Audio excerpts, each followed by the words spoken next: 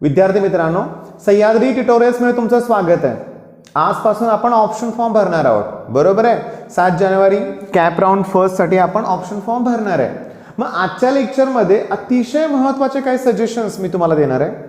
अतिशय महत्त्वाचे म्हणूया आपण, अतिशय उपयोगी ठरतील तुमच्यासाठी.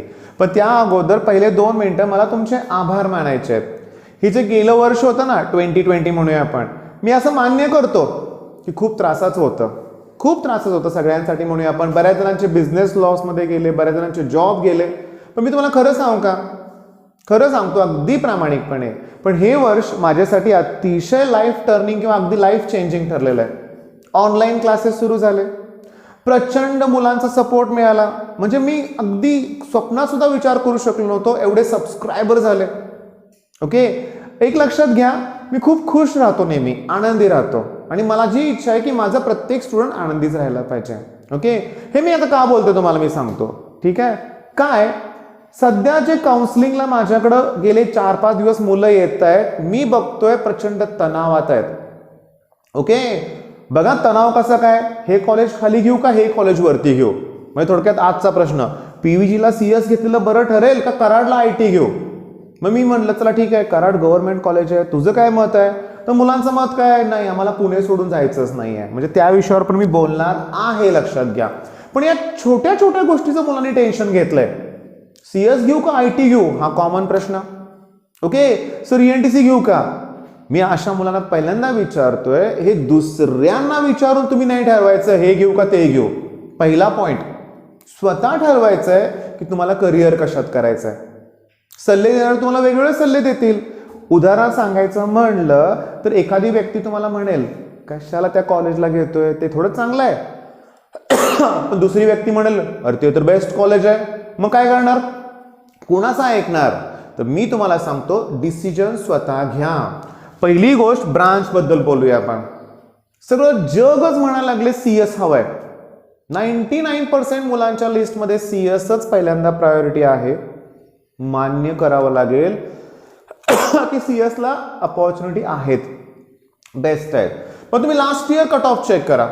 गव्हर्नमेंट कॉलेज जे बेस्ट कॉलेज आहेत तिथं मेकॅनिकल सारखी ब्रांचला पण मेरिट हायच आहे, लक्षात घ्या. याचा अर्थ कळाला तुम्हाला. म्हणजे अजून देखील टॉपर्स जे आहेत ना ते कॉलेजला महत्व देत आहेत. COEPचं मेरिट चेक करा ना, CSचं हाय असेल पण मेकॅनिकलचं पण काही कमी नाही आहे, तेवढ्याच लेवलचं आहे. मग तुमच्या आता लक्षात आलंय की बरीचशी मुलं कॉलेजला प्रेफरन्स देत आहेत म्हणूया आपण. बऱ्याच जणांचं असं पण म्हणणं आहे COEP ना कुठली पण ब्रांच चालेल मला, पण COEP मिळाला पाहिजे. बघा, पहिली गोष्ट ब्रांच, मुलांचं म्हणणं आहे CSच हवंय. पण मी काय सांगतोय, कॉलेजनुसार पण चेंजेस होत आहेत मुलं. आता दुसरी गोष्ट, आमच्या साताऱ्यातल्या मुलांसाठी युनिव्हर्सिटी, आम्हाला शिवाजी युनिव्हर्सिटी नको आहे, बाटू नको आहे, आम्हाला पुणे युनिव्हर्सिटीच हवं आहे. आता या सगळ्या गोष्टीचं कन्क्लुजन असं आहे बरं का, लक्षात घ्या की बऱ्याच मुलांना पुण्यालाच जायचं आहे किंवा मुंबई पण नाही, आमच्या भागातील मुलांचा जर विचार केला किंवा बऱ्यापैकी महाराष्ट्रातून मुलांना पुण्यातच यायचं आहे. ठीक आहे, पुण्यात त्यांना एक अपॉर्च्युनिटी वाढते. पुण्यात MPSCचा अभ्यास करण्यासाठी चांगला गायडन्स मिळेल असं वाटतंय. पुण्यात सॉफ्टवेअरशी रिलेटेड वेगवेगळे कोचिंग क्लासेस असतील जिथं तुम्हाला वेगवेगळ्या लँग्वेज शिकायला मिळतील असं वाटतंय. पुण्यात राहून पर्सनॅलिटी डेव्हलप होईल असं वाटतंय. मान्य. अरे पण या गोष्टी पुण्यातच जर मिळत असत्या तर अख्खं पूर्ण देशच पुण्यात आला असता ना आपला. तसं नाहीये. तुम्ही स्वतःवर फोकस करा. पहिली गोष्ट, परत सुरुवात करूया आता ब्रांच. माझ्या मुलानं ठरवलंय, तो आता 11th स्टँडर्डला आहे, त्याचं डिसिजन आहे सिव्हिल इंजिनिअरिंगच करायचं आहे, सिव्हिल करायचं आहे. मग तुमच्यापैकी लगेच लोकांना वाटलं असेल हा त्याला बहुतेक गव्हर्नमेंट जॉब पाहिजे असतील म्हणून सिव्हिल म्हणतोय. नाही बाळांनो, त्याचं टार्गेटच वेगळं आहे, त्याला कन्स्ट्रक्शन फील्डमध्ये यायचं आहे. आता म्हणलं ना, बरेचसे पालक म्हणतील अरे हे काय सर सांगायला आता कन्स्ट्रक्शन फील्डसाठी बॅकिंग पाहिजे, ठीक आहे इन्व्हेस्टमेंट हवी आहे, असं आहे तसं आहे. नाही, तशी काही गोष्ट नाही, लक्षात घ्या. तुम्ही शून्यातून सुरुवात करू शकता. बरेचसे पेरेंट्स मला ह्या आठवड्यात भेटले की जे ठीक आहे कन्स्ट्रक्शन फील्डमध्ये आहेत पण त्यांचं शिक्षण काहीच नाही आहे. 7वी फेल एक शिक्षक पालक होते, लक्षात घ्या. त्यांनी मला जस्ट विचारलं सर मी, म्हणजे ते बघा त्यांच्या साईट्स अगदी पूर्ण देशात सुरू आहेत, लक्षात घ्या कन्स्ट्रक्शन साईट्स, पण त्याचं शिक्षण फक्त 7वी, ते पण फेल आहेत, कपास आहेत. ठीक आहे, फेल म्हणले ते बरं का, लक्षात घ्या. पण मेन पॉईंट काय की तुमचं टार्गेट फिक्स पाहिजे.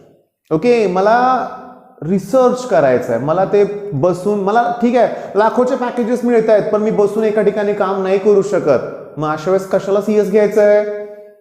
मला काही इनोव्हेटिव्ह गोष्टी आवडतात, मला थोडंसं मशीन्स बद्दल प्रेम आहे, मग घ्या ना मेकॅनिकल इंजिनिअरिंग. ऑटोमोबाईल इंटरेस्ट आहे ऑटोमोबाईल इंजिनिअरिंग. मला केमिस्ट्री आवडतं, केमिकल इंजिनिअरिंग आहे. अरे का एवढ्या ब्रांचेस आहेत ना एवढ्या ब्रांचेस, मग सगळं फिरून CS कशाला हवंय. मी तुम्हाला CS घेऊ नका असं म्हणलेलं नाहीये, म्हणजे मी प्रत्येक व्हिडिओ सांगतो, माझी मतं मांडतोय तुमच्याशी मी. ओके, म्हणजे पहिला पॉईंट तुमच्या लक्षात आलाय की ब्रांच आपण ठरवायचे. ओके, CS ला पॅकेजेस आहेत म्हणून CS घेतोय, नका घेऊ, लाईफ डिस्टर्ब होऊन जाईल, नकोय. बरं आता नेक्स्ट कॉलेजेस. माझ्या मते प्रत्येक कॉलेज बेस्ट आहे, लक्षात घ्या. हो रिअल आहे ते, लक्षात घ्या, बरोबर आहे, प्रत्येक कॉलेज बेस्ट आहे, लक्षात घ्या. स्किल तुम्हाला दाखवायचे आहेत रे. आता तुमच्यात स्किलच नसेल तर CUEP ला जर घेतला तुम्ही तर तिथे तुमचं काय होणार आहे का, नाही होणार. तुम्हाला इंटरव्ह्यू किंवा तुमची पर्सनॅलिटी ह्या सगळ्या गोष्टी डेव्हलप कराव्या लागतील. मग अरे ते काही झालं तर ते मला 3 इडियटच आवडतात बघा. 3 इडियट पिक्चर आहे ना, खरोखर ते आमिर खानचे बरेचसे डायलॉग आहेत बघा, की तुम्ही स्वतःला डेव्हलप करा. ओके, आता ते काय काय टिपिकल शब्द मला म्हणता येत नाहीत, की नाही का असा एक डायलॉग आहे कामयाबी, ठीक आहे पुढचे शब्द नाहीत मला म्हणायचे, लक्षात घ्या, तुम्हारे पीछे आएगी म्हणूया आपण. म्हणजे थोडक्यात स्वतः इतकं डेव्हलप व्हा की यश तुमच्या मागे लागणारच, यश मिळणारच, असं तुम्ही स्वतःला डेव्हलप करायचं आहे. म्हणजे कॉलेज सुद्धा इम्पॉर्टंट नाही आहे माझ्यासाठी, लक्षात घ्या. त्यामुळे हे खाली का ते घेऊ, बिलकुल टेन्शन घेऊ नका, बिलकुल टेन्शन घेऊ नका, ठीक आहे. पण सगळं ह्याच्यावर ठरते बरं का मेन. आता युनिव्हर्सिटी, मग मी तुम्हाला सांगतो माझं शिक्षण शिवाजी युनिव्हर्सिटीमध्ये झालंय, PVPIT बुधगाव. ओके, माझ्या बरोबरचे ऑलमोस्ट सगळे, आता ठीक आहे मी हे कोचिंगच्या क्षेत्रात आहे म्हणूया आपण, ठीक आहे, पण माझ्या बरोबरचे जास्तीत जास्त जे काय माझे मित्र होते ते सगळे आज ठीक आहे US मध्ये आहेत, कॅनडामध्ये आहेत, ठीक आहे, TCS मध्ये आहेत, म्हणजे थोडक्यात मेकॅनिकल इंजिनियर होते ते, विप्रोमध्ये आहेत, न्यू हॉलंड किंवा असे ट्रॅक्टरच्या कंपनी आहेत त्याच्यामध्ये आहेत, जॉन डिअरमध्ये पण आहेत, मोठ्या पोस्टवरती आहेत. हे सगळे कुठून शिकले, शिवाजी युनिव्हर्सिटी.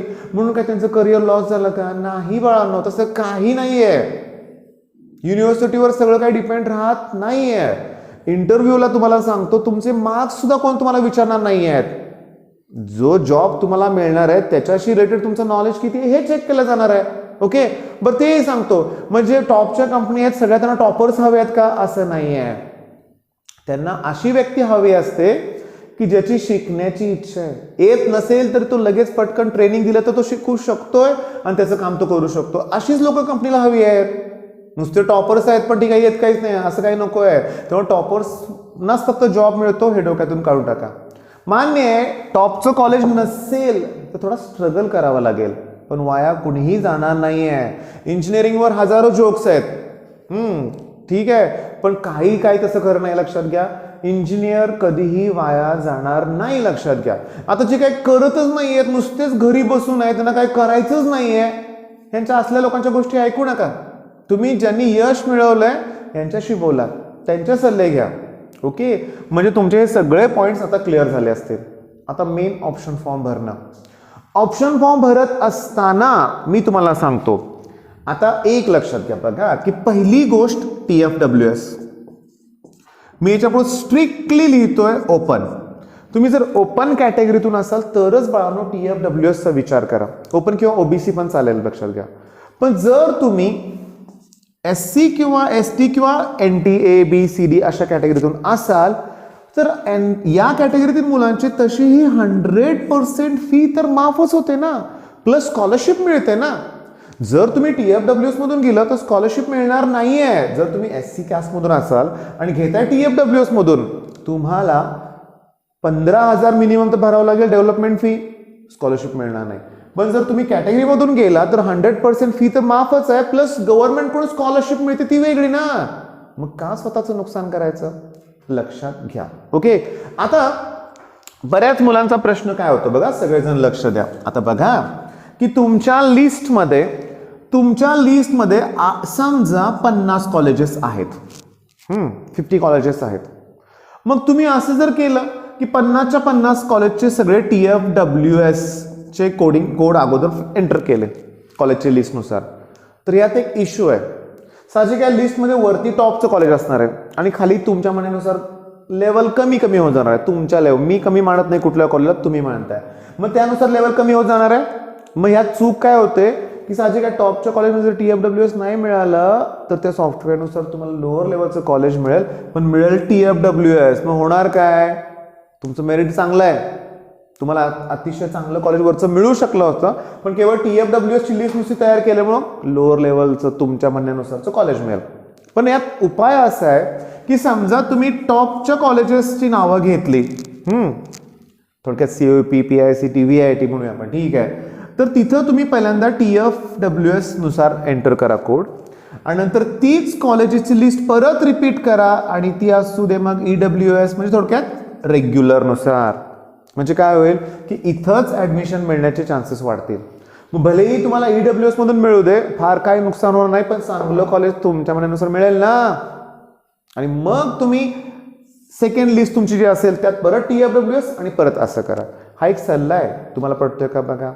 बराच दुसरा एक सल्ला आहे. चला ठीक आहे सर, आम्हाला तसं नको आहे, ओके. मग तुम्ही काय करणार की पहिलं कॉलेज समजा COEP असेल तर तुम्ही पहिल्यांदा TFWS आणि लगेच खाली EWS म्हणजे रेग्युलर भरलं तरी चालेल जर तुमच्यासाठी कॉलेज इम्पॉर्टंट असेल तर. आलं का लक्षात. आणि आता फायनल सजेशन म्हणूया आपण, मी तुम्हाला सांगतो काय ते बघा, ओके. हे जे 50, 10, 20, 30, 40, 50 जेवढे कॉलेजेस असतील त्या कॉलेजेसमध्ये तुम्हाला मी सांगतो काय ते लक्षात घ्या. लिस्ट ही कोण तयार करणार आहे, तुम्ही तयार करणार आहे. कॉलेजेसची नावं कोणी सिलेक्ट केली, तुम्ही केली, बरोबर आहे. मग अशा वेळेस जेव्हा अलॉटमेंट होईल तर जे कॉलेज मिळेल त्यात समाधान मानलं पाहिजे. अरे हे काय मिळालं, हे मला नकोच होतं, मला तर हे मिळेल असं वाटलं होतं. नाही, जे नको होतं ते लिस्टमध्ये घ्यायचं नाही. मग कॉलेज लक्षात घ्या, लिस्टमध्ये अशीच कॉलेज पाहिजेत, ओके चालेल, मीच ते भरलंय, मला ते हवंच होतं, मी ऍक्सेप्ट करायला तयार आहे, ओके. आता सगळ्यात महत्वाचं बरं का की व्हिडिओज लेक्चर सह्याद्री ट्युटोरियल्स तर्फे कमी मिळालेत तुम्हाला, बरोबर आहे. बऱ्याच जणांचं म्हणणं आहे की मी लेक्चर्स अपलोड करत नाही, पण आमचं यश करतोय ना. मग यश आराध्यने आमची टीम एकच आहे, लक्षात घ्या. आणि आम्ही सगळे मिळून इव्हन आता इम्पल्स बॅच मध्ये आमचीच टीम आहे, लक्षात घ्या. म्हणजे आमच्यात बिलकुल वाद नाही आहेत, आम्ही सगळे एकत्र तुमच्यासाठी प्रयत्न करतोय, लक्षात घ्या. म्हणजे यश दादानं चॅनल सुरू करायच्या अगोदर मला विचारलं होतं की सर हे मी करू का, चॅनल वेगळं तयार. मी म्हणलं होतं बिनधास्त कर. मग आता यश करतोय म्हणल्यावर मला काळजी नाहीये, म्हणून मला लेक्चर्स मी अपलोड करत नाहीये, कारण सगळे पॉईंट यशनं क्लिअर केलेत, लक्षात घ्या.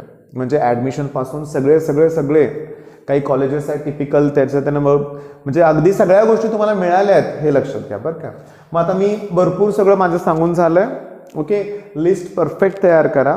आणि पुन्हा आणखीन शेवटचं सांगतोय बरं का, हे का बोलतोय मी असं, कारण आता महत्वाची वेळ आहे. आता परत काय पोस्टपोन होणार नाहीये, आता भरायचंच ऑप्शन फॉर्म. मी तुम्हाला सांगू का, ऐका, 95% अबव जे आहेत स्टुडंट त्यांनी ऑप्शन फॉर्म भरताना अतिशय काळजी घ्यायची, कारण त्यांचं पर्सेंटाइल ऑलरेडी खूप चांगलं आहे, मेरिट नंबर पण खूप कमी असणार आहे.